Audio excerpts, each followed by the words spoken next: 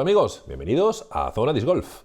Bueno, seguimos preparándonos para este trayecto en el cual vamos a entender completamente el vuelo de un disco con otro concepto físico fundamental que tenemos que conocer, que es el centro de gravedad. Si nosotros tenemos un disco o cualquier objeto, tenemos un punto imaginario que se llama centro de gravedad que digamos que resume la masa del mismo. Si nosotros partimos este disco en 175 trocitos de 1 gramo, cada uno de ellos es atraído por la gravedad, y si sumamos todas esas atracciones de la gravedad, tendremos una sola atracción de la gravedad aplicada en este punto imaginario, que es el centro de gravedad, con una intensidad de 175 gramos fuerza. O un newton son 100 gramos, pues 1,7 newtons más o menos. El centro de gravedad está claro que, visto así en planta, está en el centro del disco, porque el disco es simétrico. Si lo vemos desde un lado, podríamos pensar que está en la plaquita, pero en realidad no está en la plaquita, está un poquito más abajo, porque si os dais cuenta, aquí tiene material en la placa, pero aquí en el aro tiene mucho más material, y el aro está más bajito que la placa.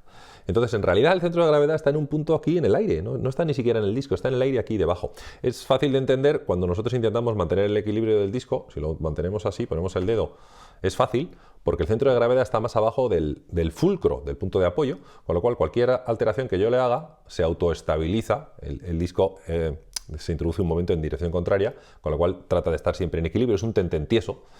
Y sin embargo, si yo lo pongo así, al revés, cabeza abajo, ahora es más fácil, más difícil mantener el equilibrio, porque el centro de gravedad está por encima del punto de apoyo, del fulcro, ¿no? Entonces cualquier pequeña alteración se magnifica. Entonces, si nosotros aplicamos una fuerza a nuestro disco en el centro de gravedad, el disco no quiere girar, mantiene su posición. Si nosotros aplicamos una fuerza lejos del centro de gravedad, se introducirá lo que se llama un momento, es decir, el disco querrá girar alrededor de ese punto. Si nosotros tenemos un sistema con todos los grados de libertad, como un disco que puede hacer lo que quiera, girará alrededor del centro de gravedad. Si fuese la rueda de una bicicleta, como tiene un eje, giraría alrededor del eje.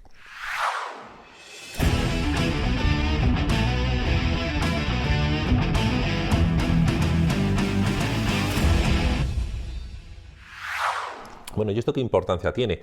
Pues una fundamental, que es el estudio del giroscopio. Nuestro disco se comporta como una peonza. Cuando está girando, tiene una estabilidad que no tendría si no estuviera girando. Este momento de fuerza que nosotros introducimos, lo introducimos cuando nosotros lanzamos el disco. Nosotros no agarramos del centro del disco, agarramos del borde y lanzamos el disco. Esto es un poco complicado de ver a primera vista, pero lo vamos a entender. Cuando yo introduzco una fuerza en el disco, la introduzco aquí en el borde del disco, voy a introducir un momento, es decir, el disco va a querer girar. Es el famoso spin del disco, que además nos interesa, es bueno. Este momento es más grande cuanto mayor sea la fuerza que yo aplique. Evidentemente, cuanto más fuerte tiro el disco, más va a girar, para entendernos. También es mayor este momento cuanto mayor es la distancia entre el punto de aplicación y el centro de giro, lo que se llama el vector posición, y también es mayor cuanto más cercano es este ángulo formado entre la fuerza que yo aplico y el vector posición, cuanto más cercano es a 90 grados, es más eficiente. Imagínate que quieres cerrar una puerta. Cerrar una puerta es más fácil cuando tú aprietas en el lado del picaporte, porque el radio es mayor, lógicamente, no en el lado de las bisagras es muy difícil cerrar una puerta.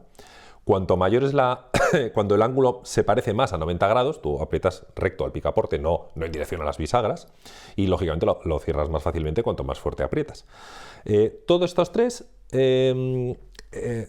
conceptos se reúnen en una operación que se llama producto vectorial. Nosotros multiplicamos vectorialmente esta fuerza que nosotros aplicamos por ese vector de posición, teniendo en cuenta este ángulo, y nos da lo que se llama un pseudovector, ¿vale? Es de nuevo una especie de flechita que resume el giro del disco.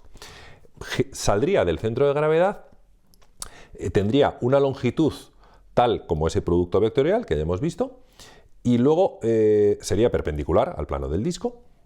Y habría que definir simplemente la dirección de si la flecha es hacia arriba o la flecha es hacia abajo. Se define con una regla que se llama la regla de la mano derecha, que es muy sencillita. Tú coges tu mano derecha y pones los dedos en el sentido del giro del disco. Si yo tiro un backhand y soy diestro, va a girar a derechas, con lo cual yo pongo mis dedos así y el pulgar me indica la dirección de este vector, de este pseudo vector.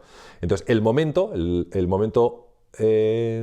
apunta hacia abajo. Digamos, tendríamos una flecha que resume el giro del disco y apuntando hacia abajo.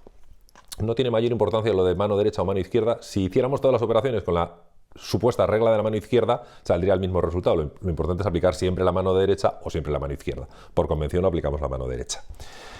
Esto es lo que hace es, tú imagínate que es como la quilla de un barco, ¿comprendes? Este vector es el que nos va a dar esta estabilidad y va a resistir las alteraciones del vuelo del disco. Así que nada, con esto ya estamos armados para empezar con la aerodinámica, que seguro que muchos estabais esperando. Vamos en el capítulo siguiente, vamos a empezar ya con el primero de los 4 números de vuelo, con el speed, y vamos a ir incorporando todo esto de la estabilidad del giroscopio, teniendo estos conceptos un poquito más claros. Así que nos vemos en Zona Disc Golf.